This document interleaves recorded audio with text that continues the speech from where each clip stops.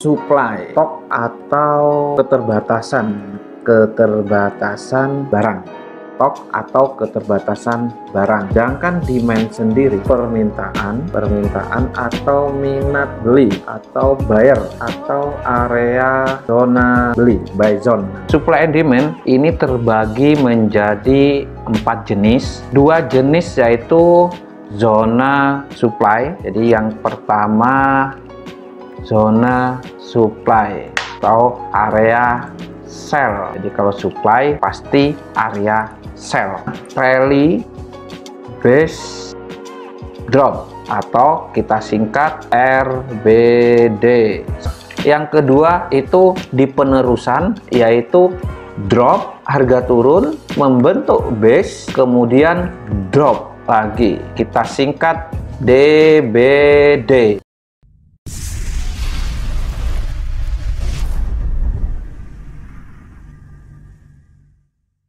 Yang kedua yaitu zona demand. Ada 2 jenis juga zona demand. Berarti zona buy atau area buy. Seperti apa contoh bentuk atau pola grafik untuk zona demand? Jadi sama, ada 2 jenis, yaitu pembalikan tren, berarti ada di pucuk bawah. Kalau kita istilahkan drop, base, rally. Jadi kita singkat DBR. Seperti apa gambar drop base rally? Drop, harga turun dengan penuh kekuatan atau momentum yang kuat. Ada perlawanan buyer. Jadi kalau turun ini seller menguasain, ada perlawanan buyer, membentuk base atau flat atau sideways. Kemudian harga rally kembali naik. Zonanya mana? Base-nya ini.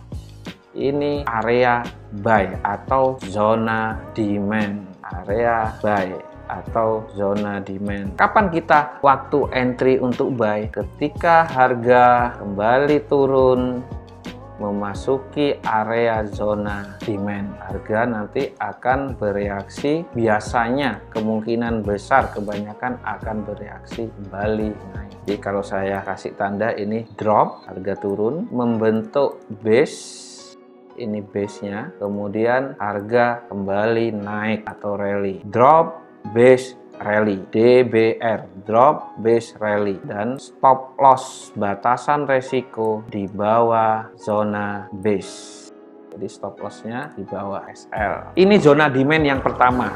Drop, base, rally. Bentuk chartnya seperti apa? Drop, base, rally ini pembalikan tren. Nah, ini bisa terjadi ini. Harga turun, drop, terus ada perlawanan. Nah, ini udah membentuk base, rally. Drop, base, rally. Kapan buy? Ketika harga kembali memasukin zona demand. Harga akan bereaksi naik. Ini drop, base, rally. Sama seperti ini juga. Masih banyak contoh. Ini juga bisa ya. Drop, 3 candle panjang ini. Drop, ada perlawanan buyer. Ini base. Harga kembali meskipun cuma shadow, terus kembali naik. Drop, base, rally. Yang kedua, di zona demand yang kedua, di penerusan rally, harga naik, membentuk base, kemudian rally kembali. Jadi RBR, rally, base, rally. Oke, saya gambar harga rally naik, kemudian membentuk base. Jadi ada perlawanan seller. Berarti ya, awalnya rally naik ini buyer menguasain, kemudian membentuk base, ada perlawanan seller, kemudian rally, artinya buyer masih menguasain. Base-nya yang mana? Base di area sideways ini base. Rally, ini rally, membentuk base, kemudian rally kembali. Kapan area buy-nya? Ketika harga mengalami koreksi penurunan masuk ke zona demand atau area buy. Harga akan kembali bereaksi naik. Area buy, zona demand, area buy. Stop loss di bawah seperti biasa, batasan risiko di bawah zona. Oke, ini yang kedua, rally, base, rally. Dalam bentuk grafik seperti apa rally, base, rally? Oke, kita cari rally, base, rally. Nah, ini bisa ya. Harga naik dengan kekuatan penuh, candle panjang, rally. Kemudian di sini ada perlawanan base ya. Nah, ini kita tandain ya. Ini base, bisa dari sini. Harga naik, kemudian ada perlawanan seller. Meskipun satu candle ini membentuk base. Kalau kita turunkan time frame ini 4 jam, kita turunkan ke time frame yang lebih kecil, akan ada beberapa candle, bisa 2 atau 3 berjajar. Base, ini zona, kemudian harga kembali rally. Kapan saatnya buy? Tunggu harga mengalami koreksi turun, memasuki zona demand, kemudian buy. Harga akan kembali bereaksi naik. Stop loss di bawah zona. Ini rally, base, rally. Zona demand di penerusan di tengah. Baik, itu jenis-jenis zona supply and demand. Ada 4 jenis ya, terbagi menjadi 2 di zona supply atau area sell. Yang pertama rally base drop ya, rally base drop, area sell-nya di pucuk atas atau pembalikan tren. Yang kedua di penerusan, drop base drop, harga turun, drop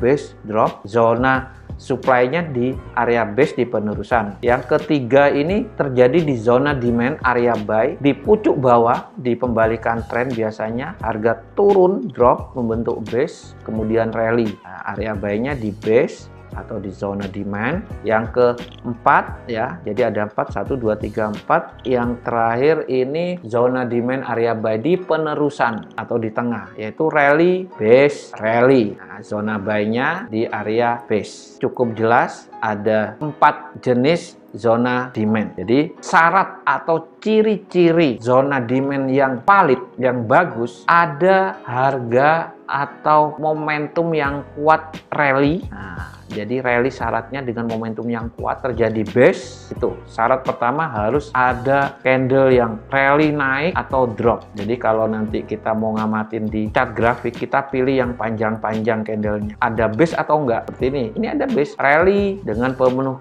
kekuatan momentum yang kuat ya, 1, 2, 3, terus membentuk base di sini. Rally, base, rally. Kapan kita buy? Karena ini rally, base, rally, zona demand, berarti area buy. Ketika harga kembali masuk ke zona demand, benar, harga akan kembali hanya masuk ke zona demand kemudian naik. Apa artinya? Di zona base ini ada order atau jejak order bank-bank besar tertinggal, kemudian harga kembali naik. Itu aja materi basic ya. Ini materi basic tentang supply and demand. Materi selanjutnya tetap materi basic. Yang kelima, saya akan membahas tentang candle pattern, pola candle dan chart pattern atau pola grafik, yaitu 2 pola candle chart pattern sama candle pattern ini adalah penentu untuk entry posisi. Nah, nanti kita akan bahas tentang apa aja sih candle pattern ini sama chart pattern yang biasa saya pakai dalam strategi trading base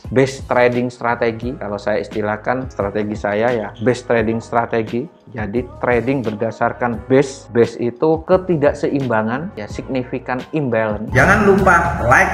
Jika ada pertanyaan silahkan komen di bawah ini bosku. Follow juga media sosial kita fs.tradercommunity. Jangan lupa subscribe dan tekan tombol lonceng di bawah ini. Saya Fauzan, see you to the next video. Salam profit, bye bosku.